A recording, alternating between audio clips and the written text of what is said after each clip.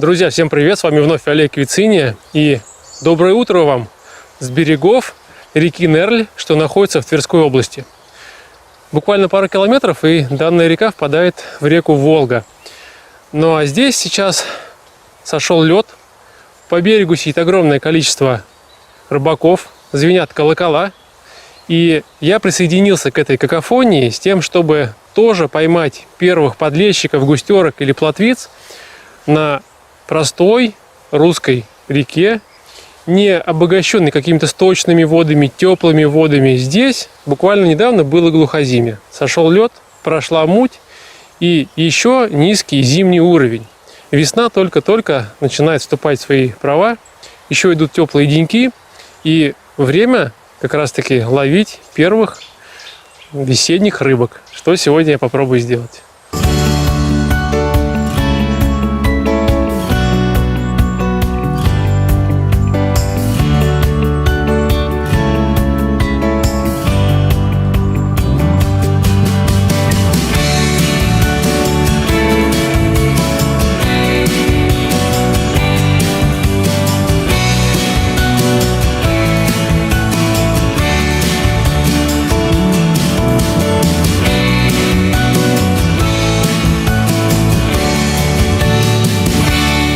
Надеюсь, все знают даже, что сейчас идет нерестовый запрет. Ловить можно вне нерестовых зон, и можно ловить на снасти, разрешенной законом. Конкретно в каждой области прописывается свой перечень снастей. Вот в Московской и Тверской области, а в Тверской области первый год, можно ловить на донную снасть, то бишь на фидер можно ловить, где количество крючков не превышает 2 штуки. Поэтому сегодня здесь мы имеем полное право ловить на фидерную снасть. Это место не является нерестовой зоной. Мы знаем, что здесь работает рыбоохрана, поэтому мы прочитали все правила. В данной области нету никакой мерки по минимальному размеру подлещика, леща, плотвы. Поэтому данную рыбу мы можем ловить спокойно. Можем спокойно ловить на одну снасть. И в принципе все. Поэтому сейчас я пойду замешивать прикормку, пока солнышко еще не встало, поскольку именно утренний клев на данной реке самый хороший. И пару слов вам скажу также про корм. Как обычно, традиционная часть про прикормки. Вода холодная, как вы помните, но при этом весна. Рыба, в принципе, в движении. И поймать ее не так уж и сложно. И тем не менее, есть какие-то оптимальные составы по ароматической компоненте, которые будут привлекать рыбу. И сегодня я взял максимально простой состав, без дополнительных аром. Это Сенсас 3000 матч, 2-килограммовая пачка, вот такая большая, лещ. И чем она примечательна конкретно, эта серия? Я про нее так немножко подзабыл, а сейчас вот она попалась мне на глаза. Я вспомнил и решил на нее сегодня половить. Она очень ярко пахнет цитрусом. А цитрус хорошо работает по холодной воде. Это такая достаточно уникальная прикормка. И сегодня, так как я давно не ловил, я буду вновь для себя, так сказать, в памяти восстанавливать ее рабочие характеристики. Поэтому сегодня просто без всяких добавок замешаю эту прикормку. Посмотрим, как подлещик, лещ, густера реагирует на цитрус вот в самый-самый ранний период весны, когда еще холодная вода. Но сюда мы добавим краску черную. Я так хочу, потому что река Нерль не изобилует крупной рыбой, и пусть это средняя мелкая рыбка не боится этих контрастных ярких пятен, поэтому прикормку сделаем черной. Все, сейчас замешиваемся, хорошо увлажняемся, потому что есть течение, и на воду.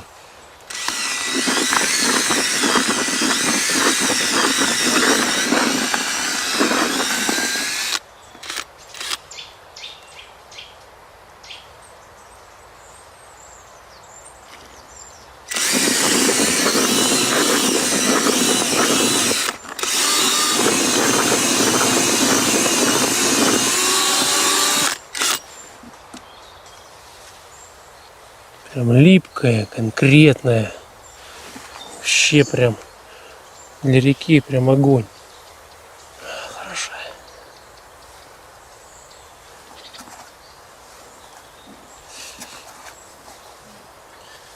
Я вспомнил, друзья, почему прикормка называется матч. Обычно же ребята-поплавочники, которые ловят на матчевую удочку, они же лепят комки такие мощные, конкретные, для того, чтобы прикормка доходила до дна. Сейчас вот я эту прикормку начал с водой соединять. Во-первых, она такая немножко комкуется. Здесь бисквита, реального такого живого бисквита очень много. И она прям липкая такая, конкретная. То есть для реки с течением, как вот условия сейчас у нас есть, мне кажется, вот по физике очень клевая. Посмотрим, что она в итоге покажет нам на практике. Лишь бы она дала нам рыбу.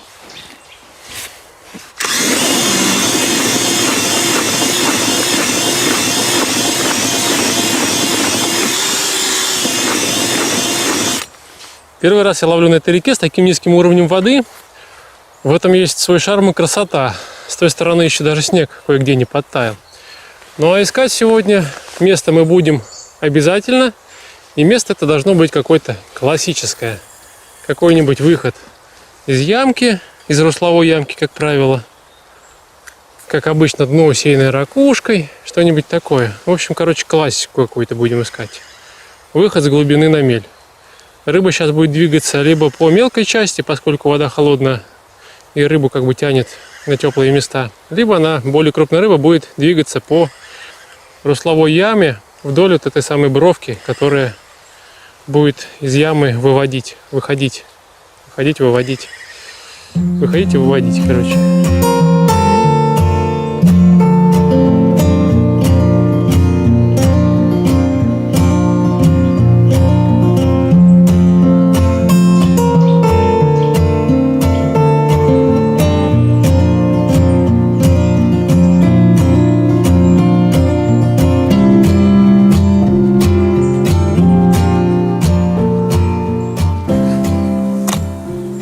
Сейчас поставлю закормочную кормушку. Глубина небольшая на месте лова, поэтому будет вот такая крупная закормочная кормушка. Буду ей первый производить забросы.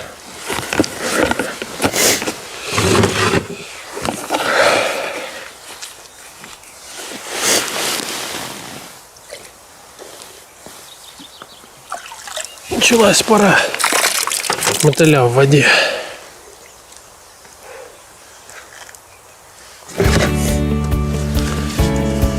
Такой достаточно надо пробивать, он, видишь, какой плохой.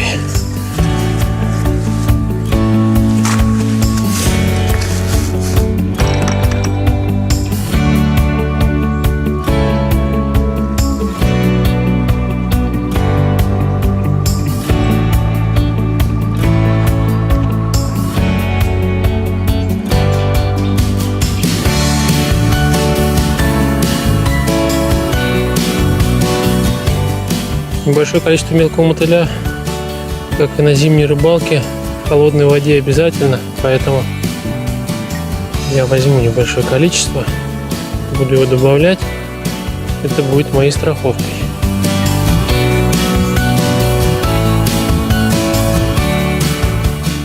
Продолжаю работать с крючками Cobra Professional. Делаются они на хорошем заводе. Острая заточка, тонкая проволока. Вот серия фидеров 550. Нормальный изгиб, тонкий. Работать с опарышем, с мотылем очень удобно.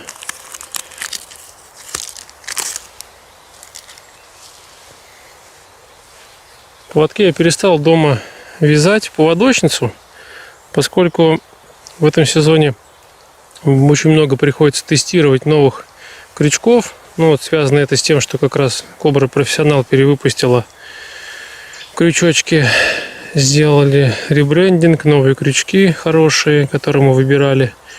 Ну, надо их все равно тестировать.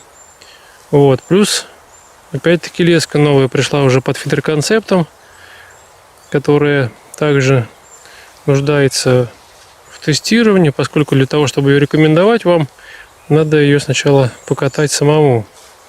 Вот, леска вот такой вот турнамент. Сейчас вам покажу.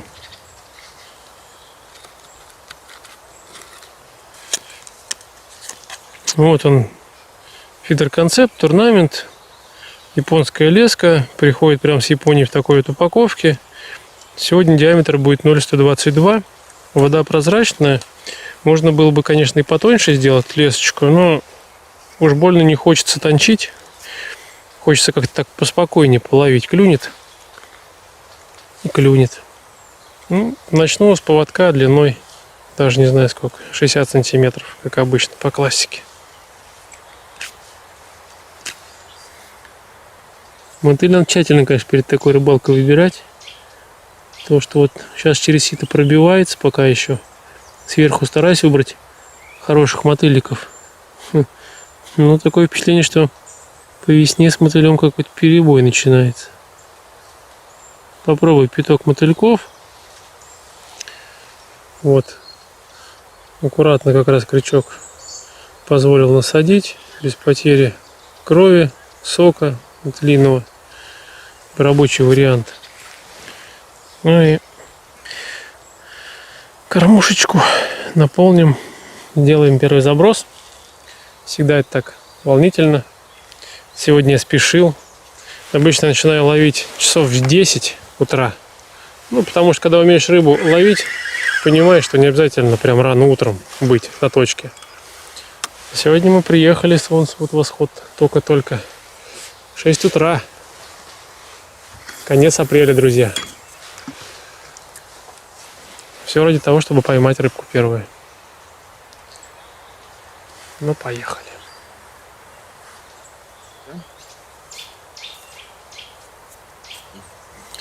Вот, друзья, без поклевки, без вылаживания, просто по факту вот показываем вам первую рыбу, которая сегодня поймалась. Это густера. Вот достаточно типичный размер для этой реки. Я не знаю, что способствует тому, что крупная рыба здесь вырождается. Ну, наверное, люди все эти на берегах, которые, наверное, способствуют этому. Но, тем не менее, по весне шанс поймать более-менее крупную рыбу все равно есть.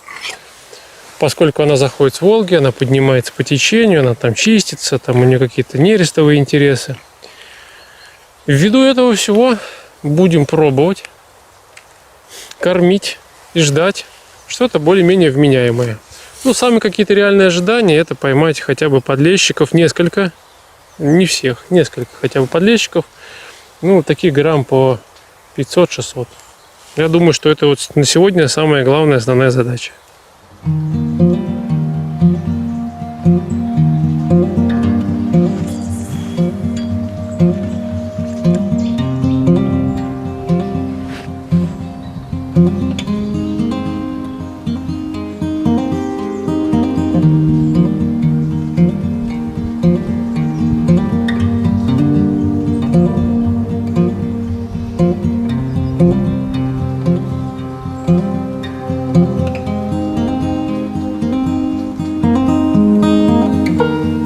Итак, друзья, я снова в эфире.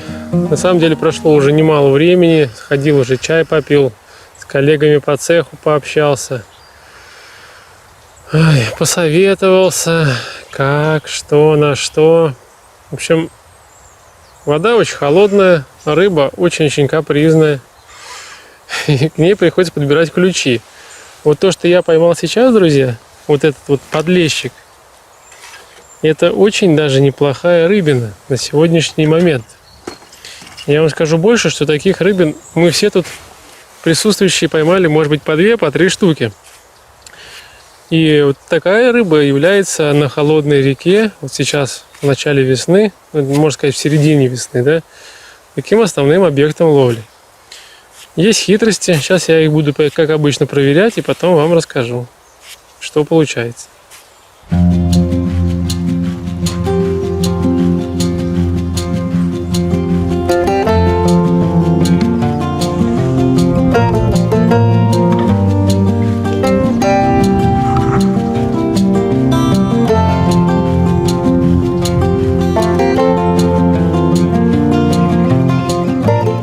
Очередная поклевка случилась у меня сейчас.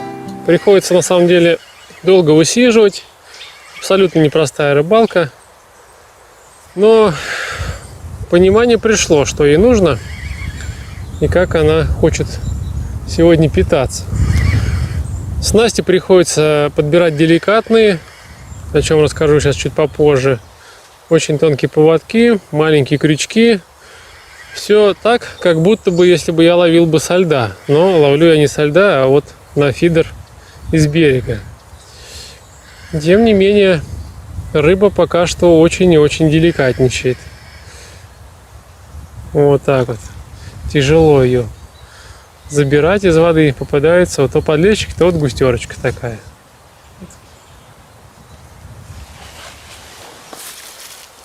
Оп!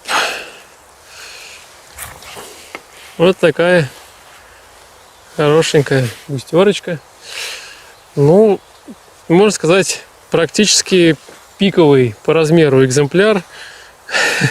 Клюет тоже не очень часто. Такая тяжелая рыбалка, вот обычная, на холодной реке. Не то, что на Москва-реке лещей плющить. Здесь есть свои секретики. Обратите внимание, друзья, пришлось поменять крючок, поставить очень маленький крючок 16 размера. Только вот на такие маленькие крючки рыба берет. И леска 2,08. В принципе, с начала сегодняшней рыбалки я начал ловить на леску 0,12 и на крючок 14 номера. Но оказалось, что рыба местная не хочет такой размер и такой диаметр лески. Ей надо максимально тонкий диаметр лески и маленькие крючочки. В общем-то, практически зима. И что еще интересно, что вместе с подлещиком и густерой вот такого среднего ладошечного размера здесь очень много мелочи. И для того, чтобы ловить более крупную рыбу, приходится отказаться от мотыля и комбинировать опарыша с мотылем. То есть делать в основном бутерброд. Но акцент все равно идет на опарыш. Работает один опарыш или один опарыш, там 1 и 2 мотыля. Вот такие тонкости я подметил сегодня. Максимально деликатная снасть, тонкие лески, маленькие крючки. И в основе своей, несмотря на то, что на реке еще ранняя весна, работает опарыш. Как более крупный объект, он привлекает более крупную рыбу. Была поклевка, но я поспешил.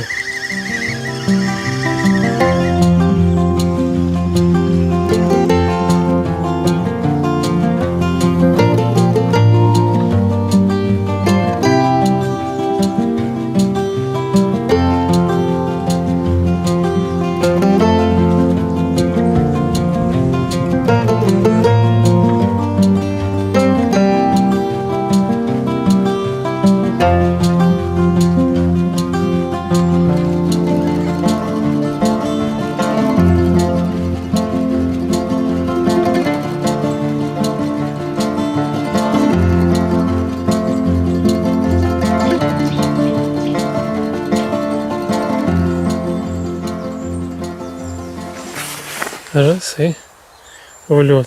Вот начал ловить на одного опарыша. Все-таки у меня мысль была такая, что мотыль здесь лишний в этой схеме.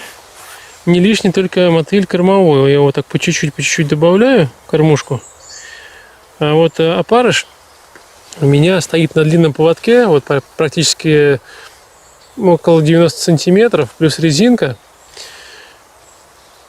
Как я говорил, уже очень тонкая леска, очень маленький крючок. И один опарыш, будучи вот насаженный на всю эту конструкцию, он максимально естественно падает вот за кормушкой. То есть кормушка идет, от нее идет какие-то мелкие частицы, отпадают, она упала на дно, бух, из нее начинает потихонечку вываливаться.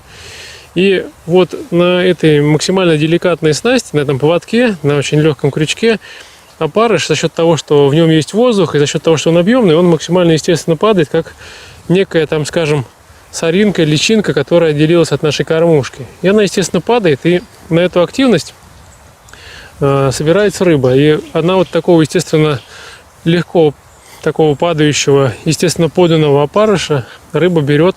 И вот сейчас поклевки начались уже такие активные. То есть каждый заброс я вижу поклевку, каждый заброс практически я подсекаю рыбу. Рыба не крупная, в основном это густера, где-то грамм до 100. И подлещик грамм 200-150. Вот. Но вот эта вот именно схема с длинным поводком, с максимально деликатной снастью, с естественной подачей насадочки в виде одного опарыша, она здесь сейчас очень хорошо работает. В принципе, эта тема практически круглый год имеет место в разных ситуациях и хорошо себя зарекомендовала.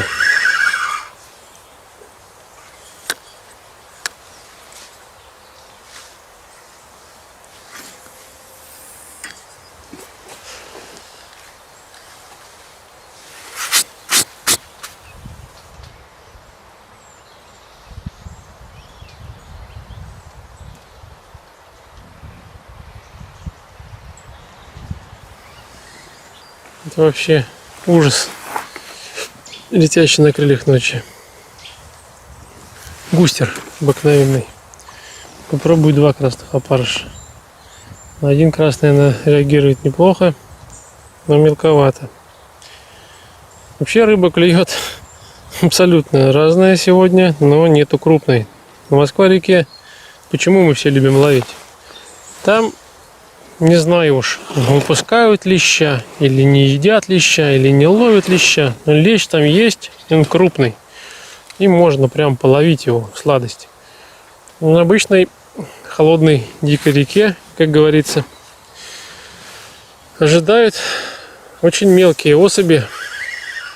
Рыбалка для искушенного рыболова, наверное, не очень интересна. То есть для меня это так, больше поездка в родные, так скажем, места, поностальгировать, посидеть, погреться, посмотреть, что-то поменялось.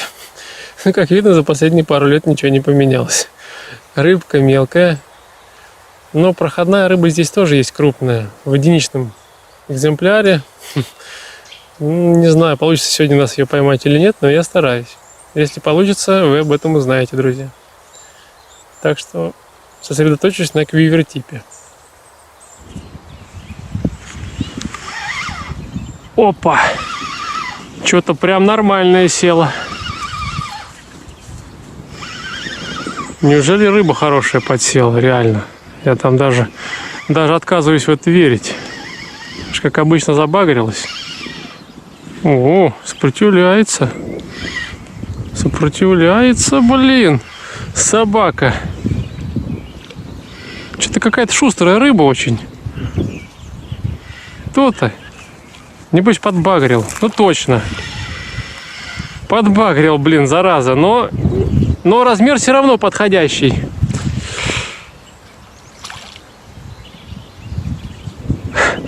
Слушай, я думал, рыба менее активна сейчас по холодной воде. Не, нифига. Ну ладно, вот этим незаконным браконьерским способом. Ну, как поймал, так и ушел.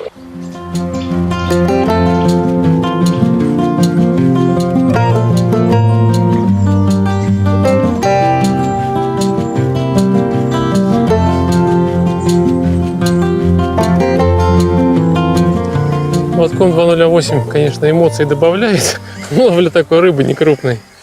Но на самом деле после Москва-реки-то тяжеловато. Вот. Основная рыба, которая здесь без конца клюет, не крупная, но достаточно толстая, густерища. И заглатывает она прилично. В основном опарыши ее привлекают. Всегда, что летом, что сейчас. Опарыш — лучшая насадка для густеры. Но так как очень много мелкой рыбы, как я уже говорил, приходится использовать опарыш как и насадку для подлещика, потому что не можем использовать мотыля. Мелкая рыба сразу садится. Ну, прям мелкая, как спичечный коробок, очень мелкая. Поэтому пару опарышей или один опарыш. Мотылька в кормушку, чтобы привлечь подлещика, попытаться. По сути дела, самый некрупный даже подлещик, грамм 200-300, сегодня самый желанный трофей. Такая вот рыбалка.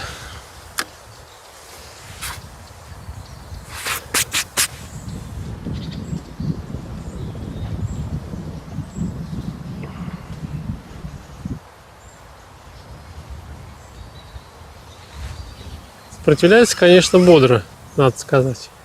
Рыба мелкая, сильная. Ну, густер, небось, опять. Точно.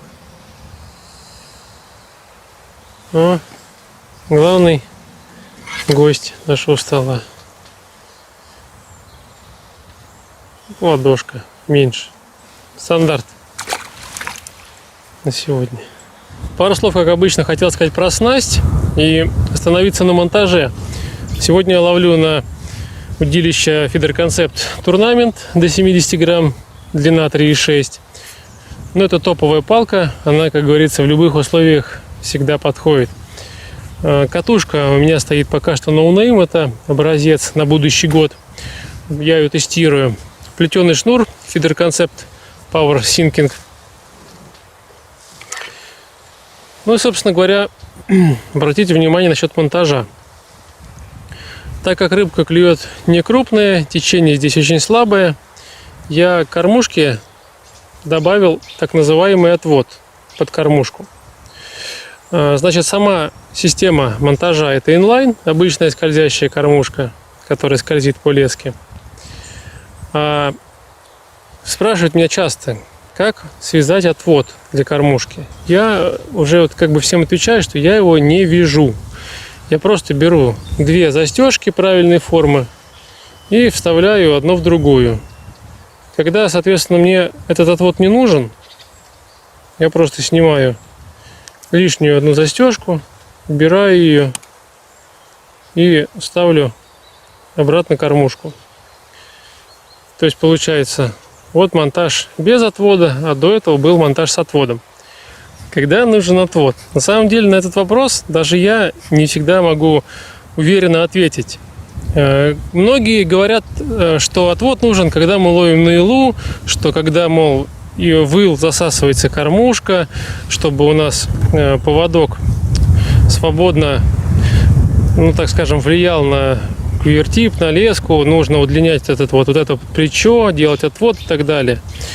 Я так не считаю, если честно. И вообще насчет ила все это спорно. Если бы кормушка настолько сильно попадала в ил, то вы бы это чувствовали, потому что вы бы поднимали бы, когда удочку из воды, вы бы чувствовали, что у вас реально в грунт закопана ваша кормушка, на ней большой слой ила. Как правило, такое не происходит. Но по моему мнению, это не точно, но по моему мнению, увеличение отвода под кормушку на стоячих водоемах, при ловле на длинные поводки, добавляет некой чувствительности. И самое главное, что вот этот вот увеличенный отвод скрадывает вес кормушки. То есть, когда рыба берет ваш крючок, она начинает, собственно говоря, с ним куда-то плавать и не натыкается моментально быстро на вес кормушки. Вот. Дополнительное плечо небольшое, оно дает возможность рыбе не так быстро почувствовать вес кормушки, но при этом передать сигнал, поклевку на леску и на вершинку удилища. В общем, все как-то, если честно, витиевато звучит со стороны.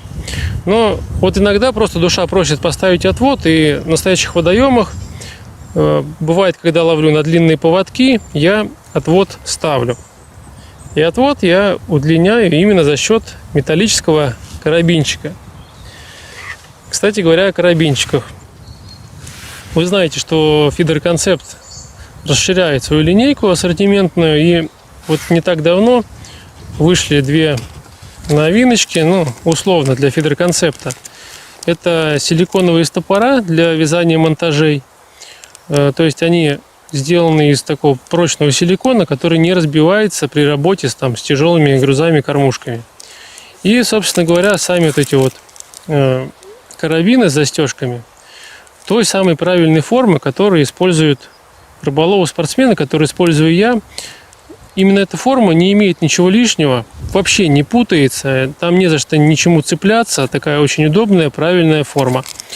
Именно поэтому Feeder Concept под свой логотип взял именно вот эту форму вертлюгов. Поэтому, если вас интересует, какие правильные карабины использовать, то вот правильные карабины это вот такой формы. И вот в такой этикетке вы их можете купить.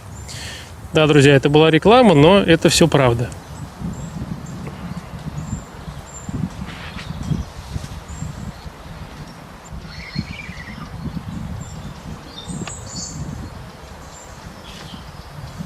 Наступила вторая половина дня, стало жарко, начинает припекать. Я даже разделся, оставил, правда, комбинезон на тот случай, чтобы поясницу не продуло.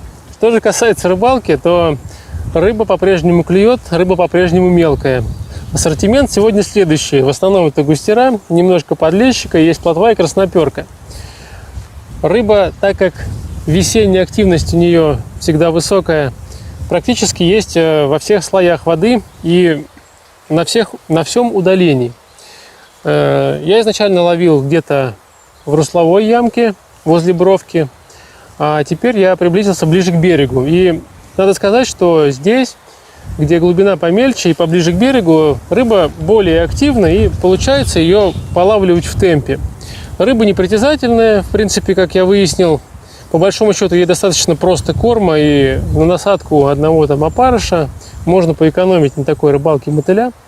Ну и в целом рыбалка больше предполагает все-таки собрать фидер и разобрать удочку поплавочную, потому что рыбы много, и она вот именно здесь под ногами, близко к берегу, и она достаточно активно берет. С дальней дистанции я ловлю на фидер, и тем не менее, как вы можете увидеть, попадается точно такая же рыба. Вот она, плотва 50-60 грамм, которую я бы и поймал бы очень просто на поплавочек. Ну, сегодня у нас что было? Сегодня у нас был проверочный день. Мы заехали на эту реку, посмотрели, как рыба ловится в условиях холодной воды, посмотрели, какая это рыба. К сожалению, на ход леща и плотвы я не попал, но наслаждаюсь тем, что есть. А есть пока что это мелочевка.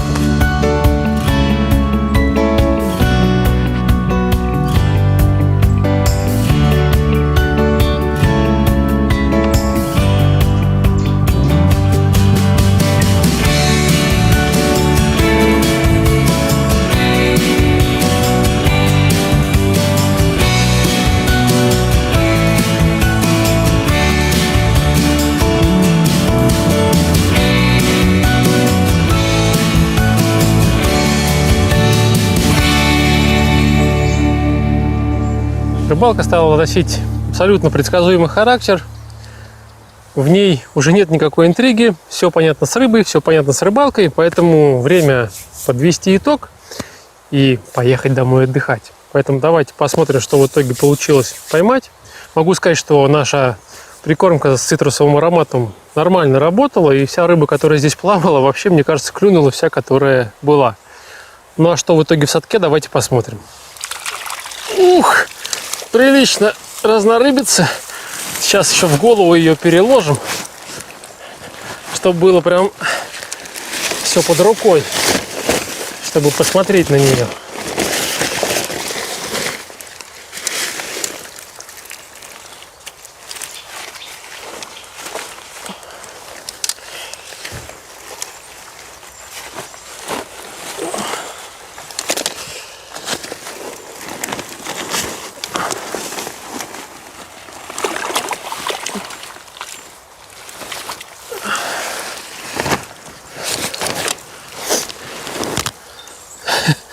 Вот, друзья, уловчик.